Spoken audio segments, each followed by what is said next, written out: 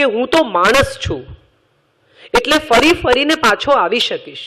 તું તો પર્વત છે, તારે અહીં જ ઊભા રહેવું પડશે, તું ક્યાંય નહીં જઈ શકે. એટલે મારે હું પાછો આવીશ ત્યારે પણ તું તો અહીંયા જ હોઈશ.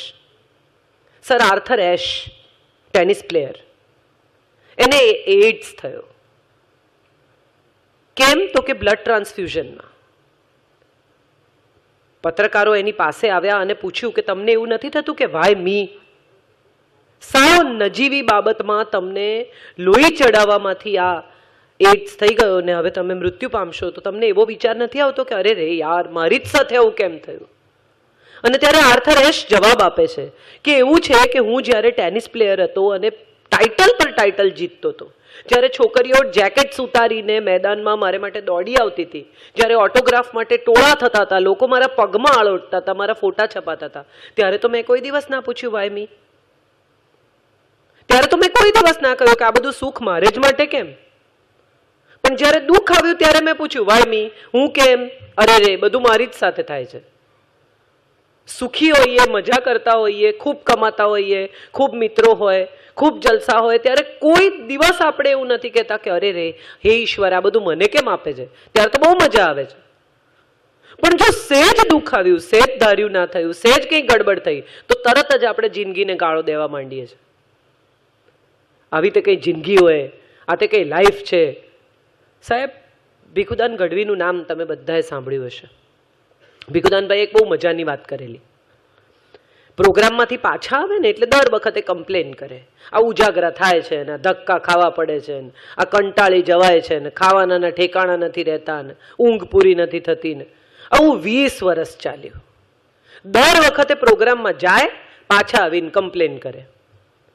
લગ્નને 20 વર્ષ પૂરા થયા ત્યારે એક દિવસ એમના પત્નીએ નમ્ર અવાજે બહુ શાંતિથી કહ્યું કે આ 20 વર્ષ થયા, તમને કાયમ પ્રોગ્રામમાં જતા જોઉં છું, પણ મને યાદ નથી કે કોઈ દી કોઈ આવ્યું હોય ને તમને ઢહેડીને લઈ ગયું હોય.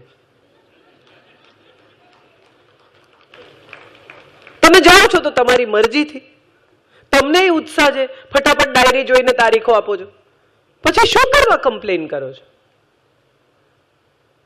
શું છે આ જિંદગી?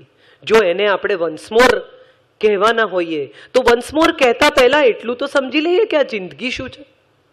જન્મ લેવો, શ્વાસ લેવો, જીવતા રહેવું, દિવસો વિતાવવા, કેલેન્ડરની તારીખો બદલાતી રહે, વરસમાં વરસ ઉમેરાતું રહે, કેન્ડલ પર મીણબત્તીઓ વધતી રહે,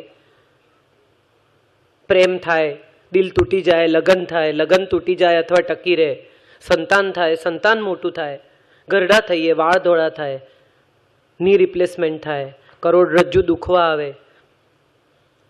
આ જ એક પ્રવાહ છે જેમાં આપણે જીવીએ, જેમાં આપણે જીવતા રહીએ અને પૂરી થઈ જાય. તો એવા લોકોને આપણે કેમ યાદ નથી કરતા કે જે આ પ્રવાસમાં પસાર થયા છે ને છતાંય નથી થયા? મેર્લિન મોનરો પહેલી વાર મોડલિંગ કરવા જાય છે બ્લુ સ્ટાર નામની કંપનીમાં, ફોટા પાડે છે એના, અને એને કહેવામાં આવે છે કે બેન લગન બગન કરી લો, તમારું કંઈ ઠેકાણું નહીં પડે, તમે જિંદગીમાં ક્યારેય મોડલિંગ નહીં કરી શકો. આજે પણ મેરિલિન મોનરો જેવા દેખાવા માટે લોકો પ્લાસ્ટિક સર્જરી કરાવે છે અને સુંદરતાનો એ આઈડિયલ માનવામાં આવે છે. એલ્વિસ પ્રેસ્લી પહેલી વાર ગાવા ગયા ત્યારે એને સ્ટુડિયોમાંથી કાઢી મૂકવામાં આવેલા અને એમ કહેવામાં આવેલું કે તમારો અવાજ કોઈ દિવસ ચાલશે જ નહીં ભાઈ, આ ગાયકનો અવાજ જ નથી, તું ટ્રક ડ્રાઈવર થઈ જા, કોઈ સ્ટોરમાં નોકરી લઈ લે. અને એલ્વિસ પ્રેસ્લીએ રોક એન્ડ રોલને એક નવું સ્ટારડમ આપ્યું, એક નવી જગ્યા ઊભી કરી આપી એને માટે. અમિતાભ બચ્ચન ઓલ ઇન્ડિયા રેડિયોમાં અવાજનો ટેસ્ટ આપવા ગયા તો કહ્યું કે ભાઈ મહેરબાની કરો, તમારો અવાજ અહીંયા રેડિયોમાં નહીં ચાલે. આજે અવાજ ભારતના એક્ટરના અવાજની ઓળખ થઈ ગયો છે. કોણ શું કહે છે એના ઉપર આધાર છે આપણી જિંદગીનો. આ દેશમાં સૌથી મોટો પ્રોબ્લેમ શું છે એવું તમને કોઈ પૂછે તો તમે શું જવાબ આપશો? મારી પાસે એનો જવાબ એવો છે કે સબસે બડા રોગ ક્યા કહેંગે લોગ. આ દેશમાં સૌથી મોટો રોગ એ છે લોકો શું કહેશે. લોકો સારું કહેશે, લોકો ખરાબ કહેશે, લોકો વખાણ કરશે, લોકો વખાણ નહીં કરે. લોકો કોણ? આપણે જ બનાવ્યો છે આ સમાજ, આપણામાંથી જ સર્જાયો છે આ સમાજ. આજથી 125 વર્ષ પહેલા મારા મધરના દાદાજીએ વલસાડ પાસે આવેલા ઉમરસાડી ગામમાં એમની દીકરીના પુનર્વિવાહ કર્યા. સ્વામી આનંદે આ એમના નિબંધોમાં લખ્યું છે. મોનજી રુદર. એમની દીકરી બાળ વિધવા થઈ. બાળ વિધવા દીકરીના પુનર્લગ્ન કર્યા ને જ્ઞાતિલાઓએ એમને ન્યાત બાર મૂક્યા. એ જમાનામાં ન્યાત બાર મૂકવાની બહુ મોટી બીક હતી. કોઈ તમારે ઘરે આવે નહીં, રોટી બેટી વ્યવહાર થાય નહીં, એ હદ સુધી કે હજામ આવે નહીં, નાઈ આવે નહીં. દાઢી વધી ગઈ, નિમાણા થઈને ફરે પતિ, પત્નીથી સહન થયું નહીં. ઓટલા ઉપર અસ્ત્રો અને પાણીની વાડકી લઈને બેઠા અને એણે કહ્યું કે લાવ હું તારી દાઢી કરું. પત્નીએ ઓટલા પર પતિની દાઢી કરી અને કહ્યું કે હજામ ન આવે તો શું થયું, હું છું ને તારી સાથે. હું આને પુરુષ સમોવડી સ્ત્રી કહું છું. હું આને પૂર્ણપણે જીવતી સ્ત્રી કહું છું. હું એ ડીએનએ માંથી આવું છું. જીવવું એટલે શ્વાસ લેવા અથવા અમુક તમુક નંબર શ્વાસના શરૂ થાય ત્યાંથી પૂરા થાય. ભગવાને જેટલી અમાઉન્ટ આપી હોય એટલી તમે વાપરી નાખો. આપણે બધા પાસબુક અપડેટ કરાવીએ. દર મહિનો થાય, 2 મહિના થાય એટલે બેંકમાં જઈને ખડખડ કરીને પાસબુક અપડેટ કરીએ, જોઈએ કેટલા થયા, કેટલા થયા, કેટલા થયા. કોઈએ કદી શ્વાસ બુક અપડેટ કરી છે? કેટલા શ્વાસ ગયા ને કેટલા રહ્યા એવો વિચાર કોઈ દિવસ કર્યો આપણે? જિંદગી એટલે કોઈ જન્મથી મૃત્યુ સુધીનો પ્રવાસ નથી. જિંદગી એટલે તમારી ઓળખ નથી. જિંદગી એટલે તમારો ડીએનએ નથી. જિંદગી એટલે તમારું નામ, સરનામું, અટક, તમારા મા બાપનું નામ, તમારો 7/12નો ઉતારો, તમારું રેશન કાર્ડ, તમારું આધાર કાર્ડ, તમારું લાયસન્સ નથી. જિંદગી તો એ છે કે જેને તમે મુઠ્ઠીમાં પકડીને જોઈ શકો. તમને સમજાય કે હા યાર આ તો કર્યું, જીવી ગયા, મજા કરી, માણ્યું. તમે વિચારી જુઓ, સવારના ઉઠીને તમે સૂર્યોદય જો 15 દિવસ જુઓ ને તો તમને સમજાય કે કોઈ પણ 2 સૂર્યોદય સરખા નથી. આ ગઈકાલ જેવો નથી. કેટલી મજાની વાત છે. જગતના આટલા બધા મોટા વિશ્વમાં રોજ નવો સૂર્યોદય થાય છે. પાંદડા ખરી જાય, એ પાંદડા ફરી આવે ત્યારે એનો રંગ સાવ જુદો જ લીલો હોય છે. કેટલા ગ્રીન, કેટલા બ્લુ, કેટલા બ્રાઉન, કેટલી જાતના વરસાદ. ક્યાંક ડ્રિઝલિંગ થાય, ક્યાંક ધોધમાર પડે, ક્યાંક મુશળધાર પડે, ક્યાંક ટેરેન્શિયલ રેન પડે. વરસાદ પણ ઈશ્વર જુદો જુદો આપે છે. પાંદડા જુદા જુદા, જમીનના રંગ જુદા, આકાશના રંગ જુદા, સૂર્યોદય જુદા, સૂર્યાસ્ત જુદા, બધો જ અલગ. અને છતાંય આ જગતને કેવું એક સૂત્રમાં બાંધી રાખે છે. નાનકડું બાળક જન્મે ને રડે ત્યાંથી શરૂ કરીને માણસ મરી જાય ને બીજા રડે ત્યાં સુધીનો એક આખો પ્રવાસ એ જિંદગી છે. ઘણીવાર એવું થાય કે કેટલા બધા લોકો ગુજરી જાય ત્યારે માણસોને રાહતની લાગણી થાય. થતી જશે, મને વિશ્વાસ છે. મેં જોયા છે એવા સંબંધો કે ચાલો છૂટ્યા અને કેટલાક લોકો ગુજરી જાય ને અજાણ્યાને ખબર પડે કે એમ ગુજરી ગયા. અરે રે, સાવ જેની સાથે કોઈ સંબંધ નથી એને તમારી ગેરહાજરી વર્તાય એ જિંદગી છે. તમારી સાવ નજીક હોય, તમારા પોતાના હોય અને તમારી ગેરહાજરી ઝંખે એ જિંદગી નથી. દાંપત્ય જીવનથી શરૂ કરીને, માતા પિતા સાથેના સંબંધોથી શરૂ કરીને, સંતાનો સાથેના સંબંધોથી શરૂ કરીને કેટલી બધી જગ્યાએ જિંદગીના જીક્સોના ટુકડા વેરાયેલા છે. બધા ઊભા એક પછી એક લઈને એક આખું ચિત્ર બનાવવાનું છે. તમે વિચાર કરો, માતા પિતા સાથેના સંબંધોથી શરૂ કરીએ તો આપણને સમજાય કે એક બાળક માટે માતા પિતા કેટલું કરે છે. એક સંતાન જન્મ લે ત્યાંથી શરૂ કરીને, એટલે માં 9 મહિના પેટમાં રાખે, પોતાના લોહી, પોતાના શ્વાસથી સિંચે, ત્યાંથી શરૂ કરીને સંતાન ચાલી ન શકે તો ઊંચકીને ફરે, એને માટે ઉજાગરા કરે, ખાઈ ન શકે તો ખવડાવે. હમણાં જોની લીવર સાહેબના એક કાર્યક્રમમાં હું ગયેલી અને એટલો સુંદર એક પીસ એમણે પરફોર્મ કર્યો કે એક માણસ રોજ બસ સ્ટેન્ડ પર ઊભો રહે છે અને બસ સ્ટેન્ડની સામે એક બારી છે. એ બારીમાં માં રોજ પોતાના બાળકને જમાડે છે. પેલા માણસનો પોતાની ઓફિસે જવાનો સમય અને માનો બાળકને જમાડવાનો સમય. 1 કલાક બસ ન આવે તો માં 1 કલાક જોકર બને ને આમ કરે ને આમ કરે ને ફલાણું કરે ને વાર્તા કે પણ થાળી પૂરી કરે. એ આ માણસ રોજ જુએ છે. પછી માણસની બદલી થાય છે, વર્ષો થાય છે, અને વર્ષો પછી ફરીથી એ માણસ ત્યાં પાછો આવે છે, પણ પેલું દ્રશ્ય એની સ્મૃતિમાં અકબંધ છે. ફરી એ જ બસ સ્ટોપ પર જઈને ઊભો રહે છે તો સામેની બારીમાં એક વૃદ્ધ સ્ત્રી એકલી ઊભી છે. એક માણસ આવે છે અને જમવાનો આગ્રહ કરે છે, સ્ત્રી ના પાડે છે. એક બહેન આવે છે અને જમવાનો આગ્રહ કરે છે, સ્ત્રી ના પાડે છે. આ માણસ સીડી ચડીને ઉપર જાય છે અને કહે છે કે મારે આ બહેનને મળવું છે. હું વર્ષો પહેલા એમને જોતો હતો. અંદર જાય છે. એ બેન લગભગ ચિત્તભ્રમ જેવી સ્થિતિમાં છે. નર્સ ફરિયાદ કરે છે કે છેલ્લા અઠવાડિયાથી ખાતા નથી. માણસ જઈને પેલા બહેનને કહે છે કે જમી લો ને. અને નર્સ કહે છે કે એનો દીકરો આવશે તો જમશે એવું મને લાગે છે. માણસ કહે છે ક્યાં છે એનો દીકરો? હવે તો મોટો થઈ ગયો છે. કે સાચે બહુ જ મોટો થઈ ગયો છે, બહુ મોટો માણસ થઈ ગયો છે. કે એમ? ક્યાં રહે છે? માણસ જાય છે, એના દીકરાને કહે છે કે તારી માં તને ઝંખે છે, તું જા મળવા. દીકરો આવે છે 2 કમાન્ડો સાથે, 2 પોલીસ ઓફિસર સાથે, મોટો નેતા છે. આવીને એની માને કહે છે કે ભાઈ જમી લે ને, કેમ આમ કરે છે? તને ખબર નથી તું નહીં જમે તો તારી તબિયત નહીં સારી રહે? આ 2 નર્સો રાખી છે, આ ડૉક્ટર રાખ્યા છે, તને ખબર નથી પડતી કે તારે ખાઈ લેવું જોઈએ? છેક ત્યાંથી મને અહીંયા બોલાવે. કેટલો સમય બગડ્યો.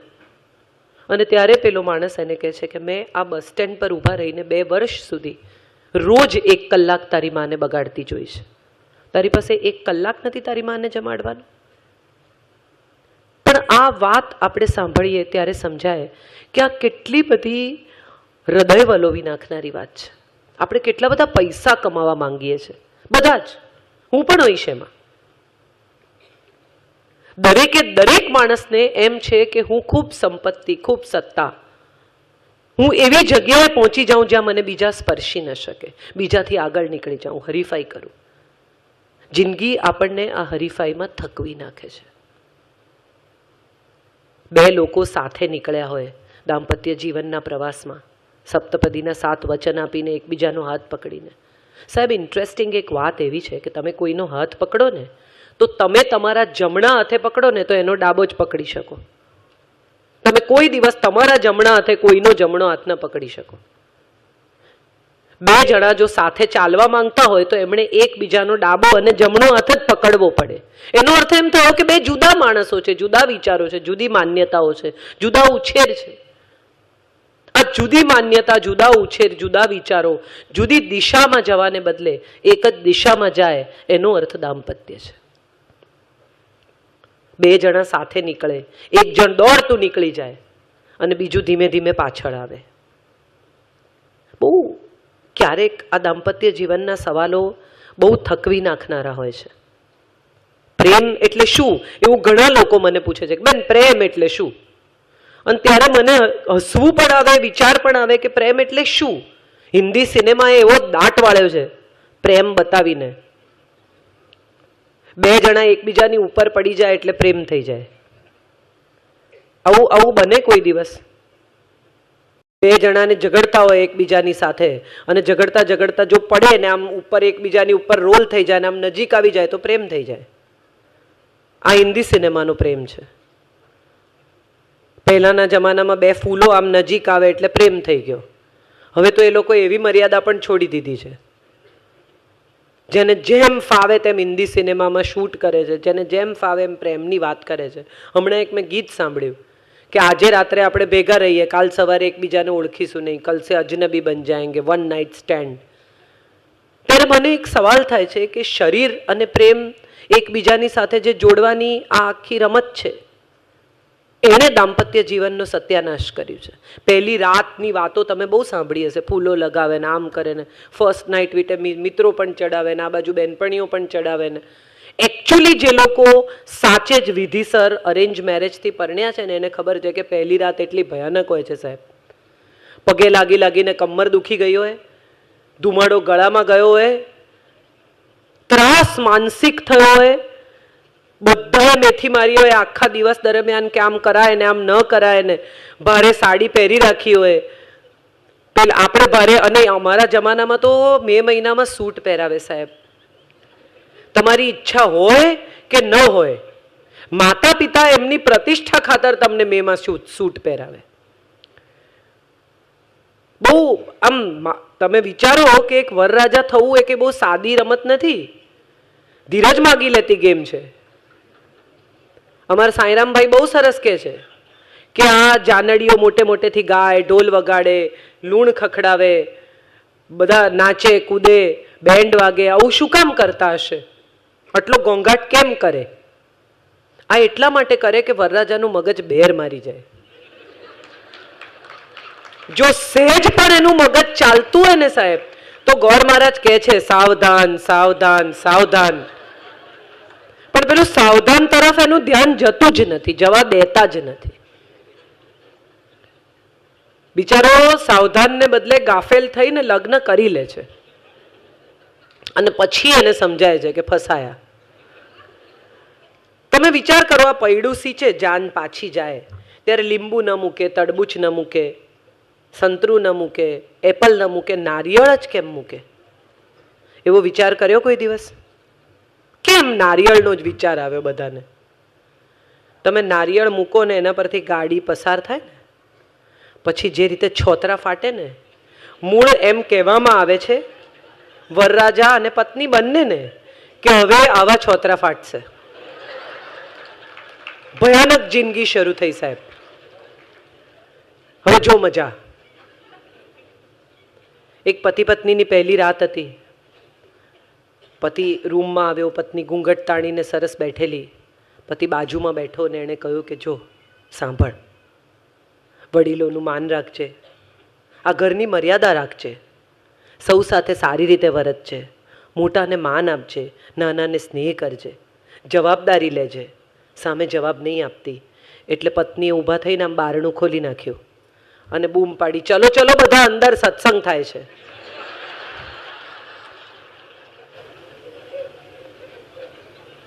આમ જુઓ ને તો હસવું આવે એવી વાત છે, ને આમ જુઓ ને તો બહુ ગંભીરતાથી લેવા જેવી આ બાબત છે. આપણને કોઈ પણ સારી વાત એ સત્સંગ જ લાગે છે. આપણને કોઈ પણ સલાહ એ લોડ જ લાગે છે. નાના છોકરાઓને તમે સલાહ આપો, ટીનેજરને આમ કરે છે, બેટા હવે થોડો જવાબદાર લોડ ના લઈશ મારો, બસ થઈ ગયું, જાઉં. ત્યારે એક સવાલ એવો થાય છે કે આ નવી પેઢી જે પ્રસન્ન દાંપત્યનું પરિણામ છે, અથવા પતિ પત્નીએ ખૂબ સ્નેહથી સિંચીને ઉછેરેલા સંતાનો છે, એને અચાનક શું થઈ જાય છે? જે લોકો લગ્ન પહેલા 1-1 કલાક ફોન ઉપર વાત કરતા હતા, લાંબા લાંબા 8-8 પાનાના પત્રો લખતા હતા, એકબીજાને મળવા માટે સાયકલ લઈને કેટલા કિલોમીટર જતા હતા, એ લોકોને તમે થોડાક જ વર્ષોમાં જુઓ તો આખો સુર બદલાઈ જાય. પહેલાં ફોન ન આવે તો પડોશીને ત્યાં જઈને 4 વાર, કેટલાક લોકોને તો ઘેરે ફોન નહોતો, પડોશીને ત્યાં 4 વાર પૂછી આવે, ફોન આવ્યો? ફોન અચ્છા આવે તો બોલાવજો, ચાલુ તો છે ને ફોન. આટલું બધું ચિત્ત તમારું એનો અવાજ સાંભળવામાં છે. અને પછી થોડા સમય પછી ફોન આવે, રિંગ વાગે, હા બોલ, શું હતું? ત્યારે એક સવાલ થાય છે કે એવું શું થઈ જાય છે? જિંદગી ક્યાં જતી રહે છે વચ્ચેથી? બે લોકોની વચ્ચે આખી જિંદગીનો મોટો બંચ હતો, એ ક્યાં ગયો? એ ફૂલો હતા, એ રંગ હતા, એ ખુશ્બુ હતી, એ સુગંધ હતી, એ શ્વાસ હતો, એ વાલ હતું, એ પ્રેમ હતો, એ પ્રતીક્ષા હતી, એ સમર્પણ હતું, એ સ્નેહ હતો. ક્યાં ગયું બધું? આટલું બધું લાંબુ લિસ્ટ હતું, એ ક્યાં ગયું? શું થઈ ગયું? એક પતિ પત્નીના લગ્નને 25 વર્ષ પૂરા થયા. પત્ની સરસ તૈયાર થઈને આવ્યા. પતિને કહ્યું કે હલો, આજે લગ્નને 25 વર્ષ પૂરા થયા. પતિ છાપું વાંચતા હતા, એણે કહ્યું પત્નીએ કહ્યું કે આજથી 25 વર્ષ પહેલાં પરણીને હું આ ઘરમાં આવેલી. પતિએ કહ્યું પત્નીએ કહ્યું કે તમને યાદ છે એ દિવસે તમે મને આઈ લવ યુ કહેલું? પતિએ કહ્યું એટલે પત્નીએ કહ્યું એ પછી તમે મને ક્યારેય આઈ લવ યુ નથી કહ્યું. પતિએ છાપું ખસેડ્યું, પત્ની સામે જોયું ને કહ્યું જો સ્થિતિ એ જ છે, બદલાશે તો કહીશ. આ આઈ લવ યુ પણ બહુ રસપ્રદ હોય છે. કેટલાક લોકોને તમે એરપોર્ટ પર જોયા હશે, વાત કરતા હોય, ફ્લાઇટનું અનાઉન્સમેન્ટ થઈ જાય, ફોન પર વાત કરતા હોય, અને હા ચાલ ભાઈ ચાલ, હવે અનાઉન્સમેન્ટ થયું, બંધ કરાવે છે, આ લવ યુ ચાલ લવ યુ. આ લવ યુ કહેવાની રીત છે, પૂર્ણ વિરામની જેમ વાપરે છે. મૂક હવે ફોન, લવ યુ. આ બધું જ ખરેખર જિંદગીના ટુકડા છે. કોઈને ચાહી શકવું, કોઈની પ્રતીક્ષા કરવી, કોઈને માટે સ્નેહ હોવો, કોઈને માટે કરુણા હોવી, આ બધા જ જિંદગીના ટુકડા છે. આ જીક્સો જોડતા જઈશું ને તો એક આખી જિંદગી બનશે. જિંદગી એ કોઈ પાત્ર નથી, જિંદગી એ કોઈ વસ્તુ નથી, જિંદગી એ કોઈ શ્વાસથી બનેલું રમકડું નથી, જિંદગી એ કોઈ સમયનો ટુકડો નથી, જિંદગી એ કોઈ કેલેન્ડર નથી, જિંદગી એ કોઈ ડાયરી નથી. જિંદગી આવા જીક્સોના ટુકડા છે જેને તમે એક પછી એક જોડતા જશો તો એક પૂર્ણ ચિત્ર બનશે. શું છે આ પૂર્ણ ચિત્ર? ઉનાળામાં તમારા ઘરમાં કેરી આવતી હોય અને તમારા ઘરમાં કોઈ કામ કરતી બાઈ હોય તો એના ઘરમાં પણ અડધી પેટી કેરી જાય એ જિંદગી છે. પ્રેમથી તમે એની સાથે વહેંચીને ખાઓ એ જિંદગી છે. તમારા બાળકોને એમ કહો કે એમના કપડાં જો વધારાના હોય તો એમની જાતે કાઢે અને એની જાતે જઈને એવા બાળકોને આપી આવે કે જેની પાસે એક જોડી કપડાં પણ પૂરા નથી. એ જિંદગી છે. તમારા ડ્રાઈવરની પત્ની બીમાર હોય અને રજા પાડે તો એના પર મગજ ગુમાવવાને બદલે એને એમ કહેવું કે જોજે એને સારું થાય ને પછી જ આવજે ભાઈ. આપણે કેટલા બધા સ્વાર્થી છીએ એવો વિચાર કદી કર્યો છે? આપણા ઘરમાં કામ કરતી બાઈ ના આવે તો મગજ જતું રહે, ડ્રાઈવર ના આવે તો મગજ જતું રહે, ઓફિસમાં કામ કરતો માણસ ના આવે તો મગજ જતું રહે. કેમ? કારણ કે એણે રજા નહીં પાડવાની અને તમે શાંતિથી ક્રિકેટ મેચ જોવા માટે રજા પાડી શકો. એના ઘરમાં બીમારી હોય, એનું સંતાન બીમાર હોય, પત્ની બીમાર હોય તો પણ એણે રજા નહીં પાડવાની. જુઠ્ઠો છે સાલો. અને આપણે ક્રિકેટ મેચ જોવા માટે, કોઈના લગ્નમાં જવા માટે, એનિવર્સરી ઉજવવા માટે રજા પાડી શકીએ. કેમ? કારણ કે આપણી પાસે એટલા પૈસા છે. જિંદગી બહુ અઘરી નથી પણ બહુ મોંઘી છે. જે લોકો નિરાશ થઈ જાય છે, જે લોકોને એમ લાગે છે કે આ ડિપ્રેશન છે. હમણાં દીપિકા પાદુકોણનો એક બહુ સુંદર ઇન્ટરવ્યૂ ટેલિવિઝન પર આવેલો જે હજી યુટ્યુબ પર ઉપલબ્ધ છે. હું માનું છું દરેક માણસે આ ઇન્ટરવ્યૂ જોવો જોઈએ, જેમાં દીપિકા પાદુકોણે ડિપ્રેશન વિશે વાત કરી છે. ટોપની હિરોઈન, ઉત્તમ ફિલ્મો કરે, ખૂબ રૂપાળી, બબ્બે રિલેશનશિપમાંથી પસાર થઈ, ટોપના એક્ટર્સ સાથે. શું થયું એને? કેમ ડિપ્રેશન આવ્યું? ડિપ્રેશન એ હદનું કે એણે આપઘાતનો પણ પ્રયત્ન કર્યો. કેમ થયું આવું? મોનિકા લેવિન્સ્કીનો એક ઇન્ટરવ્યૂ બહુ સુંદર લાઈન કહી છે એમાં મોનિકા લેવિન્સ્કીએ કે 22 વર્ષની દુનિયાની લગભગ 100માંથી 80 છોકરીઓ એના બોસના પ્રેમમાં પડે છે. અને આ બહુ સ્વાભાવિક પ્રક્રિયા છે. મારો ગુનો એટલો છે કે મારો બોસ અમેરિકાનો પ્રેસિડેન્ટ હતો. એમાં એની જવાબદારી નથી. બ્લુ ડ્રેસ પહેર્યો હતો, બ્લુ ડ્રેસમાં વીર્યના ડાઘા હતા, આમ હતું, ફલાણું હતું, આવું થયું, કોણે કહ્યું? એણે કહ્યું કે મારો ડ્રેસ ઊંચો કરો. કોઈની અંગત જિંદગીમાં આટલા બધા દાખલ કેવી રીતે થવાય? કોઈ શું કરે છે એ વિશે જાણવા માટે આટલા બધા તલપાપડ કેમ છીએ આપણે? અને આપણને બધાને એવું છે કે આપણને બધાને માણસ ઓળખવા જોઈએ. હું આવી તો મને ચુનીભાઈ ઓળખે, મને અજયભાઈ ઓળખે, મને રાજુભાઈ ઓળખે, મને ભાવનાબેન. કેમ છો બધા? કેમ છો? ઓળખો છો? બહુ સરસ. મને ઓળખે મને બહુ ગમે, પણ મને ઓળખી જાય મને ન ગમે. જો કદાચ કોઈ મારે વિશે કોઈ અંગત બાબત જાણી જાય તો મને બહુ પ્રોબ્લેમ છે, પણ બીજાની અંગત વાત જાણવામાં મને બહુ રસ છે. જરાક કોઈ તમને એમ કે તમને ખબર છે ફલાણાનું ફલાણા સાથે લફડું છે, એમ બધું મૂકીને તમારો રસ ત્યાં જતો રહ્યો. જેનું જે થવાનું એ થાય, મને સ્ટોરી કરો આ લફરાની. તમને કોણે કીધું? કેટલો બધો રસ. બાજુવાળાની છોકરી ભાગી ગઈ એ વાત આપણે 10 લોકોને ફોન કરીને કરી. કેમ? કારણ કે આપણી દીકરી નથી. આપણને હંમેશા બીજાના ફાટેલા નાનકડા ટુકડામાં પગ નાખીને વધુ ફાડવાની મજા આવે છે. આ જિંદગી નથી. જિંદગી તો બીજાનું કશું ફાટી ગયું હોય, કોઈની જિંદગીમાં પ્રોબ્લેમ થયો હોય ત્યાં જઈને સાંધી આપવામાં છે. કોઈની દીકરી ભાગી ગઈ હોય ત્યાં જઈને બેસવું અને એમ કહેવું કે કંઈ વાંધો નહીં, પાછી આવશે, અને નહીં આવે ને તો સુખી જ થશે, ચિંતા ના કરો, એને માફ કરો. જિંદગી માફ કરવામાં છે, સાફ કરવામાં છે. સ્વચ્છતા અભિયાનનું લોગો લગાડવાથી કે સ્વચ્છતા અભિયાનના બોર્ડ મારવાથી કશું જ સ્વચ્છ નહીં થાય, મન પણ સ્વચ્છ નહીં થાય. હમણાં અમદાવાદમાં એક બહુ જ સુંદર પેઇન્ટિંગ કોમ્પિટિશન હતી નાના નાના છોકરાઓની. એમાં એક દીકરીએ સ્વચ્છતા અભિયાન પર પેઇન્ટિંગ કર્યું, એક મોટું હૃદય બનાવ્યું કાગળમાં અને એમાં ઝાડુ મૂક્યું અને એણે નીચે લખ્યું કે હૃદય સાફ કરો, દેશ સાફ થઈ જશે. 6 જ વર્ષની છોકરી, 6 years old. અને ત્યારે સમજાય કે ખરેખર તો હૃદય સાફ કરવાની જરૂર છે, માફ કરવાની જરૂર છે. વર્ષે એકવાર મિચ્છામી દુક્કડમ કહી દેવાથી કશું માફ નથી થતું. સોરી નામનો એક શબ્દ અંગ્રેજોએ આપણને આપ્યો, ક્ષમા નામનો એક શબ્દ આપણને આપણા સાહિત્યએ, આપણી સંસ્કૃત ભાષાએ આપ્યો. તમે વિચાર કરો કે તમે બધા આવી ગયા હો, અહીંયા બેઠા હો અને અંદર હું ચિરાગભાઈને એમ કહું કે હવે નહીં બોલાય યાર, બહુ લોચો છે, મને મારવા માંડે ચિરાગભાઈ, અને તમે ચિરાગભાઈને મારવા માંડો. 18 અક્ષૌહિણી સેનાઓ ગોઠવાઈ છે, ઘોડાઓની હાવળ છે, હાથીઓની ચિંગાડ છે, ભાલા ખણખણે છે, લોકો લડવા તૈયાર છે. અને અર્જુન કહે છે કે મારથી નહીં લડાય, મારા ગાત્રો શિથિલ છે, મારું ગળું સુકાય છે, મારું ગાંડીવ ધ્રુજે છે. એક લાફો માર્યો કૃષ્ણએ કે બેવકૂફ, અહીં સુધી શું કામ બધાને લાવ્યો? આ અક્કલ પહેલા નહોતી? નથી કહેતા એવું. શાંત ચિત્તે પહેલા અર્જુનને બોલી લેવા દે છે. તમે બહુ ધ્યાનથી વાંચો તો તમને સમજાય કે ગીતા એક સંસારીએ બીજા સંસારીને આપેલું જ્ઞાન છે. બેમાંથી કોઈ સંન્યાસી નથી. 700 શ્લોકમાંથી એક પણ વાર હિન્દુ શબ્દનો પ્રયોગ નથી કરવામાં આવ્યો, અને આપણે એને હિન્દુ ધર્મનો પુસ્તક કહીએ છીએ.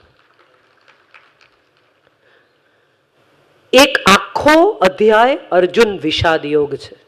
અર્જુન બોલે છે અને કૃષ્ણ સાંભળે છે. ક્યાંય વચ્ચે નથી કહેતા સમજી ગયો, હવે ચૂપ રહે, હું કહું એ સાંભળ, બહુ બોલ્યો ભાઈ તું. શાંત ચિત્તે એ જે કહે છે, આ યુદ્ધ લોકો વેટ કરે છે, યુદ્ધ થવાની તૈયારી છે, ચારે તરફ આટલું પ્રેશર છે, એમાં એને બોલવા દે છે. એક સારો સાયકોલોજિસ્ટ, એક સારો દોસ્ત, એક સારો ગુરુ, એક સારો મિત્ર, એક સારો વડીલ એ છે કે જે તમને સાંભળે. આપણે હવે પેશન્ટ હિયરિંગમાંથી બહાર નીકળી ગયા છે. હમણાં એક બહુ સરસ જોક મને કોઈકે કીધો કે એક માણસે બીજા માણસને કીધું કે અમારા ગામમાં એક ચમત્કારી બાવો છે. તો બીજાએ કીધું અમારા ગામમાં પણ ચમત્કારી બાવો છે. પેલાએ કહ્યું કે અમારા ગામમાં જે બાવો છે એ તો વગર દિવાસળીએ દીવો પેટાવે છે. તો પેલાએ કીધું અમારા ગામમાં જે બાવો છે એ વગર પાણીએ આગ ઠારે છે. પેલાએ કીધું અમારે ત્યાં આમ છે, આણે કીધું અમારે ત્યાં આમ છે. હવે જે આ દલીલ જ્યાં પહોંચી હતી ત્યાં એક માણસને થયું કે આ જરા હદ થઈ ગઈ, એટલે એણે કહ્યું કે અમારે ત્યાં જે ચમત્કારી બાવો છે ને તો ગુજરી ગયો. હવે એટલે પેલાએ કીધું ના ના ના, અમારે ત્યાં જે બાવો છે ને જીવે છે, પણ હવે એવો ચમત્કારી રહ્યો નથી. સરખામણીનું જગત એટલી હદ સુધી પહોંચી ગયું છે, કોઈ તમને ફોન કરીને એમ કહે ને કે અમારી બાઈ બહુ હેરાન કરે છે, એ પછીની 15 મિનિટ તમે બાઈ વિશે વાત કરી શકો છો. વિચારી જુઓ, તમારી જિંદગીની કિંમતી 15-20 મિનિટ તમે આ બાઈઓ કેવી હોય છે ને ચોર હોય છે ને કેટલા વાગે આવે છે ને બોલો આવું કરે છે ને વાસણ ચોખ્ખા ઘસતી નથી ને આળસ કરે છે ને કામમાં દાંડાઈ કરે છે ને એમાં તમે તમારી જિંદગીની 15-20 મિનિટ બગાડી શકો છો. 24 કલાક તો દરેકને મળે છે. કોઈને 22 ને કોઈને 18 ને કોઈને 16 ને કોઈને 15 નથી મળતા.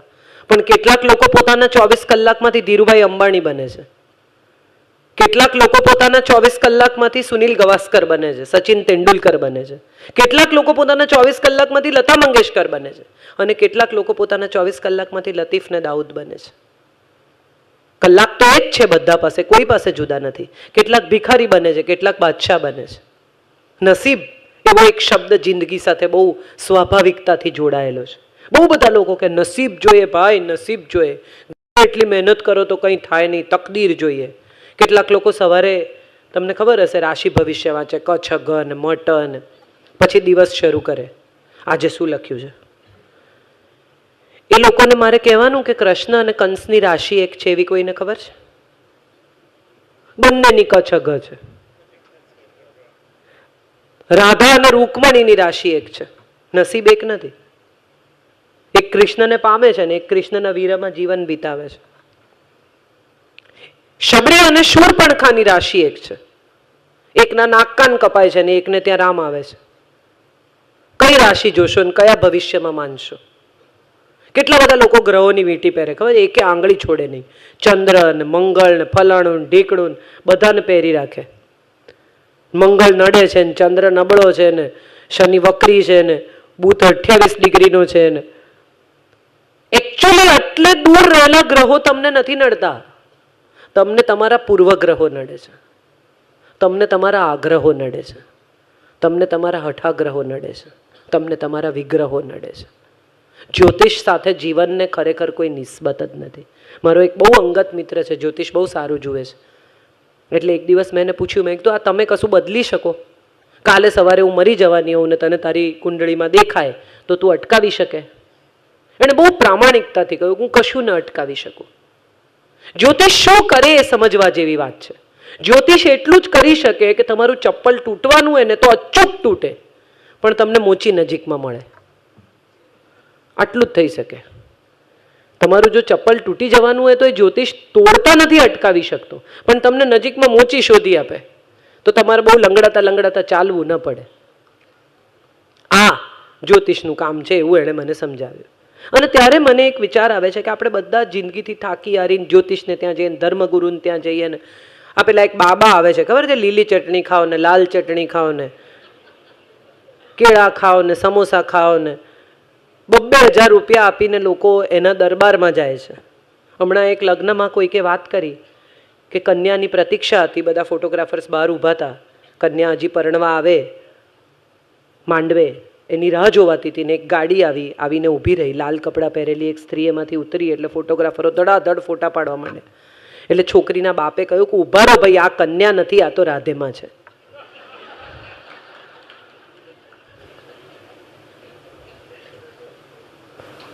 આમ જોવા જાઓ તો તમે આસારામને બાપુ જ કહો છો, તમે ગાંધીજીને બાપુ કહો છો અને તમે મોરારી બાપુને પણ બાપુ કહો છો. આ ત્રણેયને તમે બાપુ કહો છો પણ નમવું કોને અને કોને ન નમવું એ નક્કી કરવાનો અધિકાર તમારી પાસે છે. મંદિરના પગથિયા જે માર્બલમાંથી બને ને એ જ માર્બલમાંથી મૂર્તિ બને. એકને આપણે પગ નીચે ઘસી નાખીએ અને એકની સામે માથું નમાવીએ. એટલે ઘસાવું કે પૂજાવું એ આપણા હાથમાં છે. જે પાણી આપણે પગ ધોવા માટે વાપરીએ એ જ પાણી આપણે જો ધૂળમાં નાખીએ તો કાદવ થાય ને કાદવમાં પડેલા પગ ધોવા માટે એ જ પાણી કામ લાગે. જિંદગી આટલી સરળ છે. ફરી એકવાર કેમ જીવવી જોઈએ એ સવાલ આપણે આપણી જાતને પૂછવાનો છે. જ્યાં સુધી જીવ્યા, જે જીવ્યા, જેમ જીવ્યા એ કદાચ ક્યાંક યોગ્ય નહોતી, કદાચ એમ લાગ્યું કે ના યાર કશું બીજું કરવાનું હતું, આ નહોતું કરવાનું, જે કહેવાનું હતું એ કહ્યું નહીં, જે સાંભળવાનું હતું એ સાંભળ્યું નહીં, જે પામવાનું હતું એ પામ્યા નહીં, તો અહીંથી શરૂ કરી શકાય છે હમણાં, આજે, અત્યારે. સોરી કહેવામાં કોઈ પણ પ્રકારનો ઈગો પ્રોબ્લેમ ન હોવો જોઈએ. એવા લોકો જેને બહુ ચાહતા હતા, એવા લોકો કે જેની સાથે સાવ નાનકડી વાતમાં મન દુઃખ થઈ ગયું છે.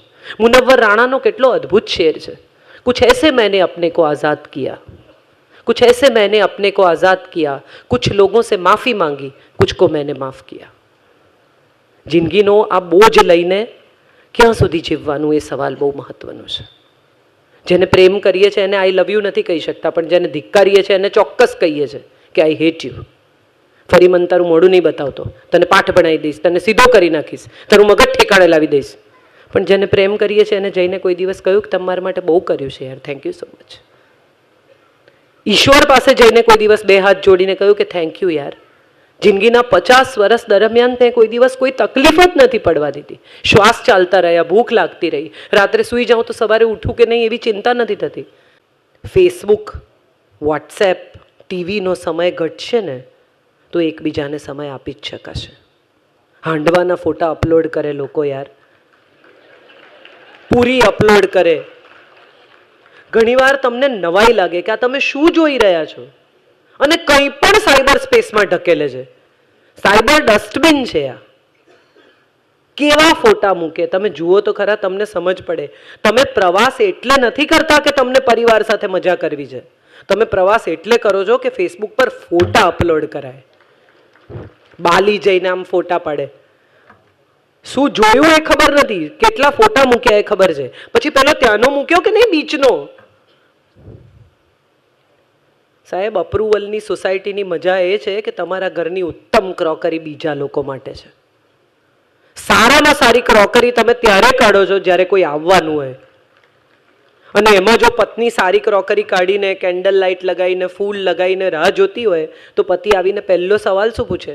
કોઈ આવવાનું છે? પત્ની તૈયાર થઈ હોય એમ થાય કે ચલો યાર પેલી નવી બાંધણી છે, બહુ દિવસથી પહેરી નથી, સરસ તૈયાર થઈને વાળ ઓળીને પ્રતીક્ષા કરતી હોય તો પતિ આવીને પહેલો સવાલ પૂછે, ક્યાંય જવાનું છે? અરે તારે માટે તૈયાર થઈ છે યાર, તને કેમ એવો વિચાર નથી આવતો? એકબીજાની સાથે વિતાવેલા સમયને રિવાઇવ કરીએ, રિવાઇન્ડ કરીએ. જ્યાં કશુંક નથી થઈ શક્યું એ ફરી કરીએ.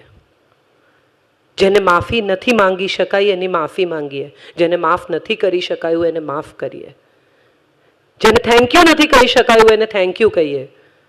જેની પણ સાથે મન દુઃખ હોય એને આજે જ કહીએ કે યાર જે થવાનું હતું એ થઈ ગયું, હવે ફરી બદલી નહીં શકાય. ભલે એવું બને કે આ એવા ને એવા સંબંધ નહીં થાય, પણ અહીંથી આપણે એક નવા સંબંધની શરૂઆત કરીએ. કદાચ એવું બને કે નવો સંબંધ પહેલાંના સંબંધ કરતાંય વધુ ગાઢ, વધુ સરસ, વધુ મીઠો બને. મને બહુ ગમે છે મૃગાંક શાહની એક કવિતા કે ભલે લડીએ, ઝઘડીએ, એકબીજાનો વિરોધ કરીએ, પણ એકબીજાને સધિયારો આપવા છેલ્લે તો હું ને તું જોઈશ.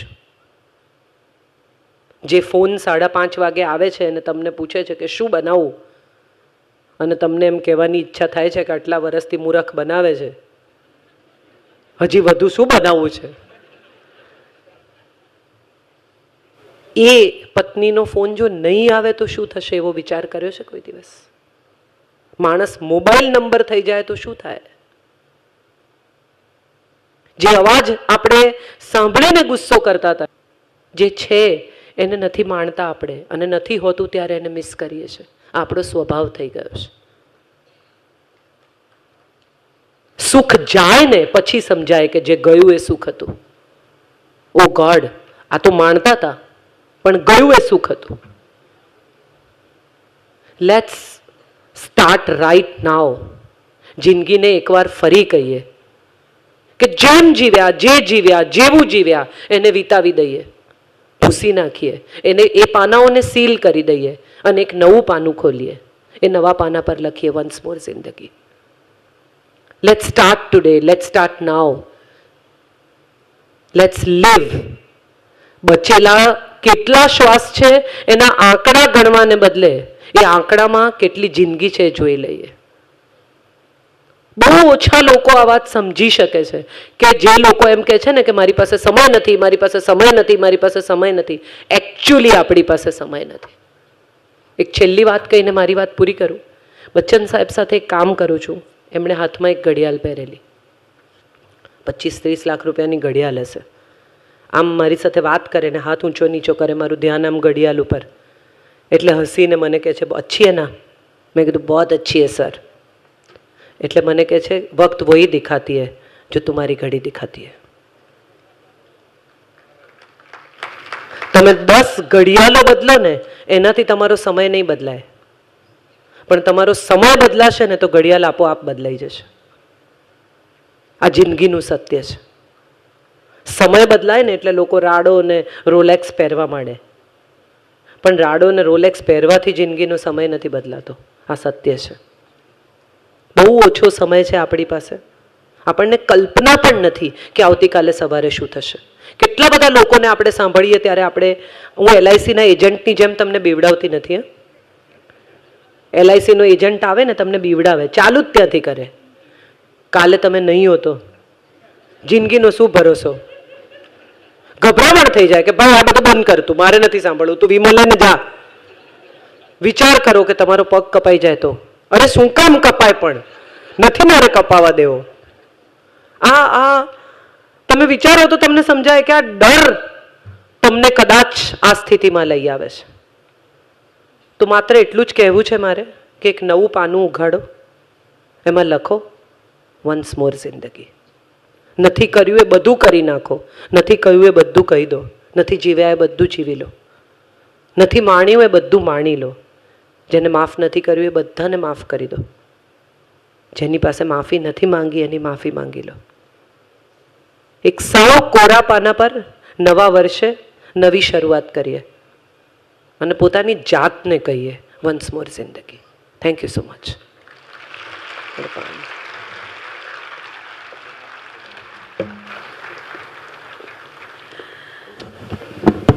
કાજલબેનને સાંભળ્યા પછી એમના મનમાં આપણે જેટલી પણ ખુશી વ્યક્ત કરીએ એટલી ઓછી છે, પણ ફિનિશિંગ ટચ આ વાતથી આપીએ. મિલકે बिछड़ना दस्तूर है ज़िंदगी का, यही किस्सा मशहूर है ज़िंदगी का, बीते हुए पल कभी लौट कर नहीं आते, यही सबसे बड़ा कसूर है ज़िंदगी का. આજે જે સમય વીતી ગયો એ કદાચ ફરી પાછો ક્યારેય નથી આવવાનો, પણ એની જે મીઠી યાદો છે તે હંમેશા આપણા માનસમાં ધરબાયેલી રહેવાની છે. આપ સૌને એક વાત એ કહેવાની કે કાજલબેને હમણાં આપણને જે વાતો જણાવી, આપમાંથી કોઈને જો કોઈ પણ ક્વેશ્ચન હોય તો આપ પૂછી શકો છો. કાજલબેન એનો આન્સર આપશે. માઇક માટે ચિરાગભાઈ, આપમાંથી જે પણ હોય પોતાનો હાથ ઉપર કરશો. હા, આપના સુધી માઇક આવશે ભાઈ, અને કાજલબેનને ઇન્વાઇટ કરીશું. કાજલબેન, હાજી માઇક છે ક્યાં?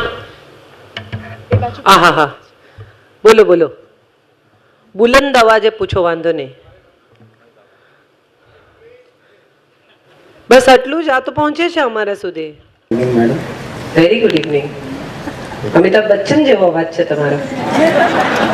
જી બોલો. Thanks for the compliments. જી, એક બહુ સુંદર કોટ છે. આપણે પ્રશ્ન સુધી સીમિત રહીશું. બિલકુલ બિલકુલ.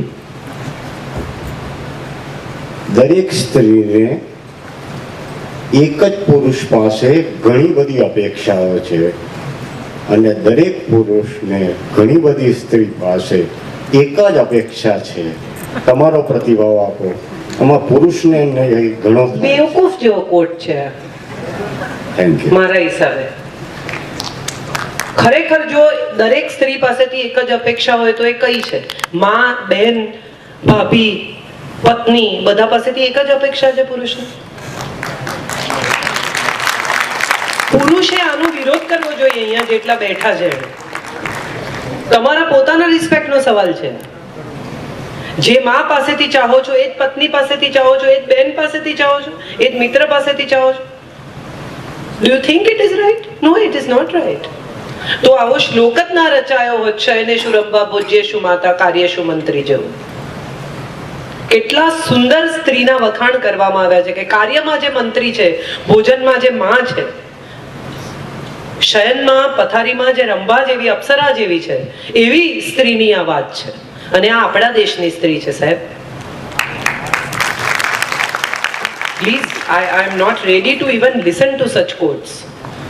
આ તો વોટ્સએપ પર ફરતા નોનસેન્સ નવરા લોકોના જોક છે, અને ફોરવર્ડ ના કરશો. તમે જેને મોકલો છો ને એને તો સમજાય છે કે નહીં મને ખબર નથી, પણ તમારી જરૂર કિંમત થાય છે. જી, સોપો પડી ગયો એવું થયું. હાજી, વન્સ મોર જિંદગી એ જ વાતાવરણમાં શક્ય છે ખરું? Of course yes. વાતાવરણ બદલાય તો વન્સ મોર ની વાત ક્યાં છે? તો પછી સમ મોર જિંદગી છે. ત્યાં જ એ જ સ્થિતિમાં, એ જ પરિસ્થિતિમાં ફરીથી જીવી શકાય, એનું નામ ફરી એકવાર જીવેલી જિંદગી. તમે વિચારી જુઓ. ઘણીવાર હું વિચારું, બહુ જોક તરીકે હમણાં મને કોઈકે વોટ્સએપ પર મોકલ્યો ને આમ જુઓ તો ઇન્ટેલિજન્ટ છે એટલે મને મજા પણ આવી, પણ સ્ત્રીનું મન કેવી ચીજ છે એના ઉપર મને કોઈકે જોક મોકલ્યો કે રામ સાથે જ્યારે સીતા વનવાસમાં હતા ત્યારે એણે સુવર્ણ મૃગ માટે જીદ કરી, સોનાના મૃગ માટે, સોના માટે. અને આખી સોનાની લંકા જ્યારે એના પગમાં પડી ત્યારે એણે કહ્યું ના, મને તો રામ જોઈએ. આપણે બધા આવા જ છીએ.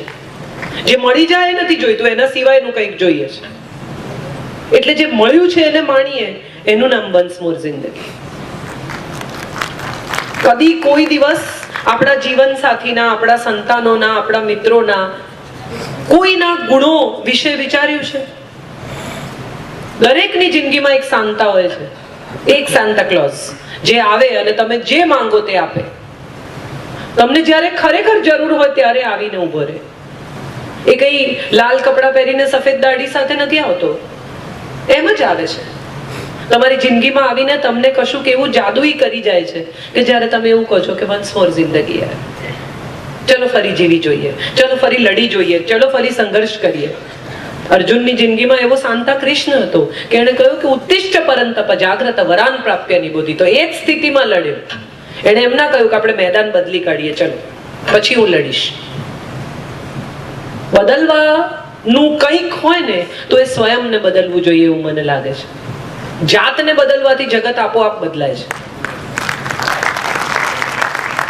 આપણો સંઘર્ષ જ એ છે કે આપણે બીજાને બદલવા માટે બહુ કોશિશ કરીએ છીએ.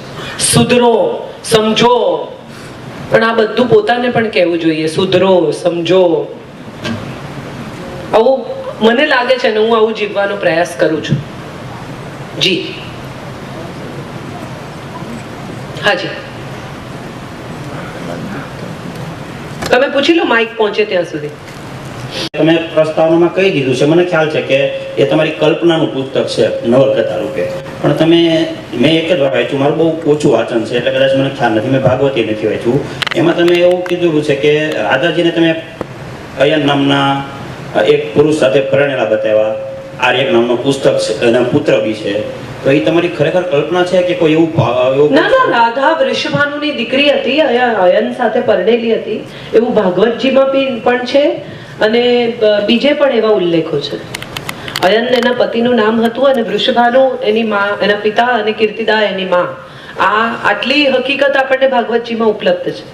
કોઈ નાટ્યકારો કે કોઈ મોટાભાગના જે સારા મિત્રો જે કથાકારો બી થઈ ગયા છે, મોટા ભાગે આટલું મોટું વિશાળ પાત્ર, બરાબર, અને છતાં કોઈ પણ એવો ઉલ્લેખ કેમ નથી કરતો એનું કે ભાઈ આવું ક્યારેય નામે. મોટા ભાગના હું એમ કહું, તમે હાથ ઊંચો કરાવો ને બેન, તો 80% ને ખબર ન હોય. આટલા મોટા પાત્ર ભરણેલા હતા રાધાજી, તો આમાં 80% નહીં ખબર હોય બેન. 80% ને ખબર હશે. હાથ ઊંચો કરાવો તો ખબર પડે. લગભગ નામ નહીં ખબર. બહુ બધા લોકોને ખબર, નામ નહીં ખબર હોય એવું બને, પણ રાધા ભરેલા છે કે એનો પુત્ર છે એવું લગભગ કોઈ. અને બીજું કે ખબર નથી તો એ અજ્ઞાન લેખકનું નથી, વાચકનું છે. નહીં, એ વાત બરાબર છે બેન. આ તો મને તો ખરેખર બહુ આનંદ થયો કે ચાઇના મેં જોયું નથી એટલે ચાઇના છે જ નહીં એવું તો ના કહેવાય ને ભાઈ.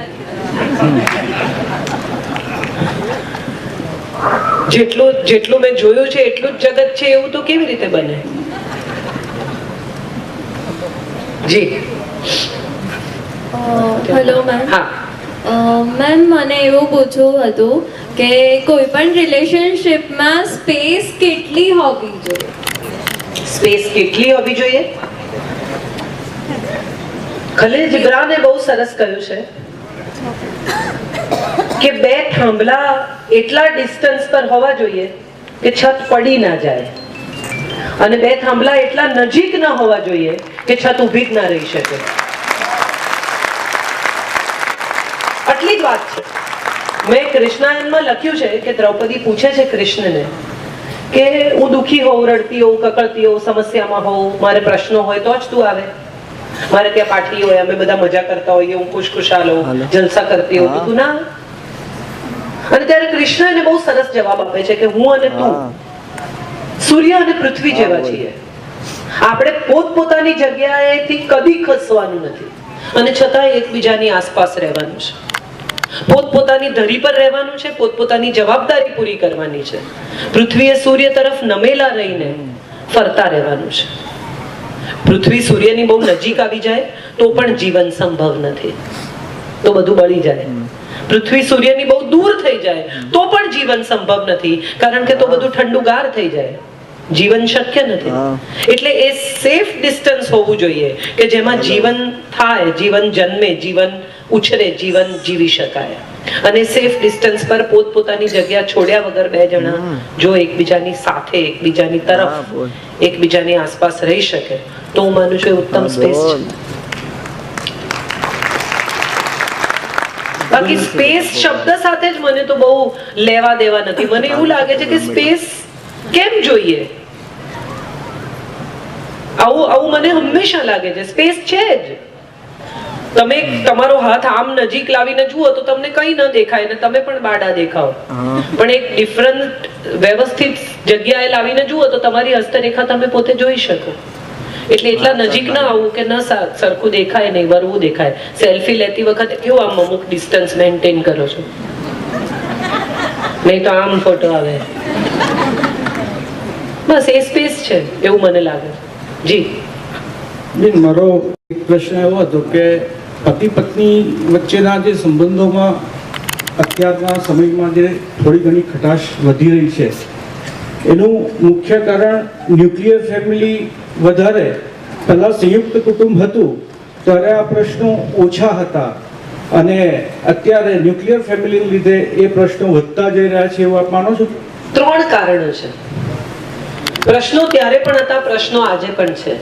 હવે એ પ્રશ્નો બહાર આવે છે, મુખર થયા છે, એક્સપ્રેસ થવા માંડ્યા છે. ત્યારે પણ લોકોને પ્રશ્નો હતા, ત્યારે પણ લોકો એકબીજાની સાથે ન ફાવતું હોય છતાં સાથે રહેતા હતા, કારણ કે સ્ત્રી કમાતી નહોતી. મા બાપે એમ કહેલું કે હવે ગઈ એ ગઈ, પાછી નહીં આવતી, તું ક્યાં જાય એટલે નિભાવતી હતી. પહેલું કારણ. બીજું બહુ જ મહત્વનું કારણ, સંયુક્ત કુટુંબ એટલા માટે આપણે જોઈએ તો સમજાય કે સવારના ઝઘડો થયો હોય બેડરૂમમાં, મેડીએ કે બેડરૂમમાં કે જે તમારે એને ટાઇટલ આપવું હોય, એ પછી બહુ પત્ની નીચે ઉતરી ગઈ હોય સવારે 6, 6:30 વાગ્યાની, તે રાત્રે 2 જણા પાછા બેડરૂમમાં ભેગા થાય ત્યાં સુધી આ ઝઘડાને અવકાશ નથી.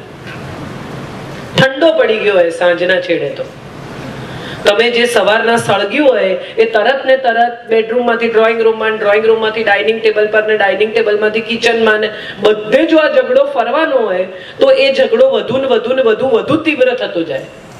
પણ તમે એક ક્ષણે વાત જ નથી કરી શકતા. એ મર્યાદા ગણો, એ આમન્ય ગણો, એ રોમાન્સ ગણો. કેટલી અદ્ભુત વાત છે. વહુના અને સાસુના ઝાંઝર અલગ હોય. કેમ? તો કે વહુના ઝાંઝર થોડા વધુ અવાજ કરતા હોય, સાસુના ઝાંઝર નાની ઝીણી ગુગરી વાળા હોય. કોણ ફરે છે, કોણ આવે છે, કોણ જાય છે એની ખબર જોયા વગર પડે. મને કોઈ દિવસ નથી લાગ્યું કે આ ઘૂંઘટ કે લાજની જે રિવાજ છે એ પુરુષે શોધ્યો હશે. મને હંમેશા લોજિકલી વિચારતા એવું લાગ્યું છે કે આ સ્ત્રીની શોધ છે. કેમ? તો કે પાણી પીવા માટે સહેજ ઊંચું કરે તો પેલો આવીને જુએ કે કેવી લાગે છે, મારે જોવી છે. દિવસ આખો જેનો ચહેરો તમે ન જોયો હોય એનો ચહેરો સાંજે જોવા માટે તમે તલ પાપડ થઈ જાઓ. હવે પરિસ્થિતિ કેવી છે કે હોર્ડિંગ પર પણ અડધા કપડા પહેરેલી સ્ત્રીઓ જોવા મળે છે. કઈ મહત્વ નથી રહ્યું સ્ત્રી શરીરનું, સ્ત્રી સુંદરતાનું, જે એટલું બધું અવેલેબલ થઈ ગયું છે કે જેનું કોઈ મહત્વ નથી. એટલે આ બીજું કારણ છે કે સંયુક્ત કુટુંબ નથી રહ્યા. એ કારણ તો છે જ, પણ એ જુદી રીતે છે. અને ત્રીજું સૌથી મહત્વનું કારણ એ છે કે માતા પિતા દીકરીને એવું શીખવતા નથી કે તું જ્યાં જઈ રહી છે એ તારો નવો પરિવાર છે. કેટલી બધી નાની હોય ત્યારથી કે પાર્કે ઘેર જવાની, પાર્કે ઘેર. અરે એમ કહેવાય કે પોતાને ઘેર જવાની. પાર્કે ઘેર જવાની એવું કેવી રીતે કહેવાય? તું તારે ઘેર જવાની એમ કહેવાય.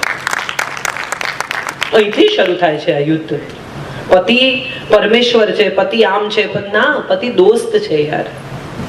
સપ્તપદીના 7 પગલા એમ કે છે કે 7મે પગલે મિત્રો થઈ જઈએ, લેટ્સ બીકમ ફ્રેન્ડ્સ.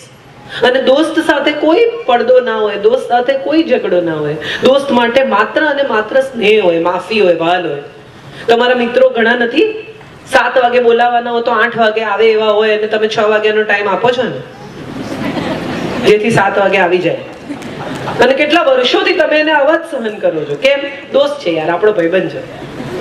તો પત્ની આપણી બેન પડી છે, પતિ પણ આપણો ભાઈબંધ છે. એવું જે દિવસે થઈ જશે ને એ દિવસે આટલી ખટાશ નહીં આવે. આ 3 વસ્તુઓ બહુ મહત્વની છે. એક ઉછેરમાં આ સ્નેહ નાખો, આ પ્રેમ નાખો, આ બોન્ડ નાખો. કમાવું એટલે સ્વાતંત્ર્ય નથી. આર્થિક સ્વાતંત્ર્ય એ વુમન એમ્પાવરમેન્ટ નથી.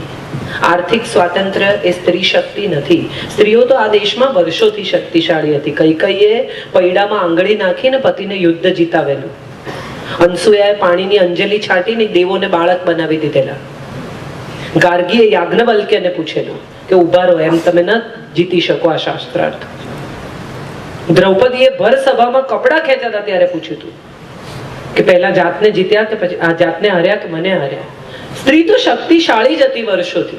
કમાવા માંડી એટલે એમ્પાવર થઈ ગઈ એવું માનનારા મૂર્ખા છે. કમાવું એ તો કુટુંબને પ્રદાન છે. પેન્ટ પહેરવાથી જો મોડર્નાઇઝેશન આવતું હોત તો હું માનું છું ક્યાંનું ક્યાંય પહોંચી ગયું હતા જગત.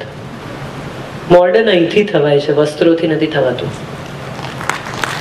નવી પરણીને આવેલી વહુ નાનકડી ભૂલ કરે એને માફ કરી શકે ને એ સાસુ ભલે સાડી પહેરતી હોય, ભલે લાજ કાઢતી હોય, ભલે અંગ્રેજી ન જાણતી હોય, વધારે મોડર્ન છે. પણ અંગ્રેજી બોલતી ફેન્સી મોમ એવું કહીને બહુ બોલાવતી હોય ને છતાંય જો એ સાસુ વહુને એમ કહેતી હોય ને અમારે ઘરે તો આમ ન થાય, તો એવું યાદ રાખવું કે એ અમારે ઘરે કહીને વચ્ચે જુદાઈની દિવાલ ચણે છે. એને એમ કહેવાનું હોય કે આપણે ઘરે આમ ન થાય.